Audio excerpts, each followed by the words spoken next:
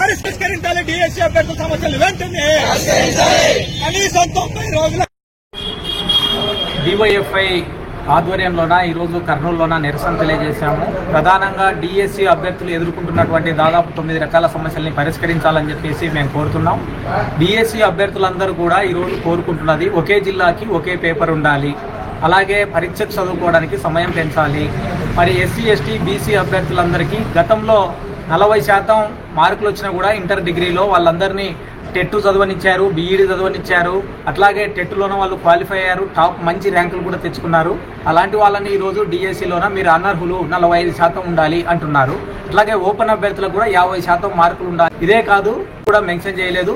గతంలో 6000 ఉద్యోగాలు ఉన్నప్పుడే బ్యాక్లాగ్ పోస్టులు, అట్లాగే ఫిజికల్ హ్యాండిక్యాప్కి సంబంధించినటువంటి డమ్ముకు సంబంధించినటువంటి పోస్టులను కూడా గతంలోనే అవన్నీ కూడా డిఎస్సీలోనే వచ్చాయి. కానీ ఇప్పుడున్న డిఎస్సీలోనే అవి రాలేదు.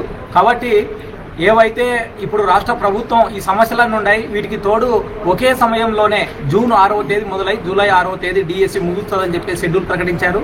ఇదే షెడ్యూల్లోనే జూన్ 16వ తేదీ నుంచి జూన్ 26వ తేదీ వరకు ఈరోజు రాష్ట్రంలోన ఏపీపీఎస్సీ ద్వారా జూనియర్ లెక్చరర్, డిగ్రీ లెక్చరర్ పోస్టులకు కూడా ఇదే మరి నోటిఫికేషన్లో వాళ్ళు పరీక్షలు రాయాల్సి వస్తుంది.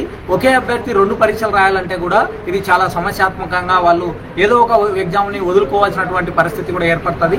కాబట్టి న్యాయబద్ధమైనటువంటి కోరికలు, న్యాయబద్ధమైనటువంటి సమస్యలు ఏవైతే ఉన్నాయో డిఎస్సీ అభ్యర్థులవి, ఇవన్నీ కూడా రాష్ట్ర ప్రభుత్వం సానుకూలంగా స్పందించి వెంటనే అవన్నీ పరిష్కారం చేయాలి.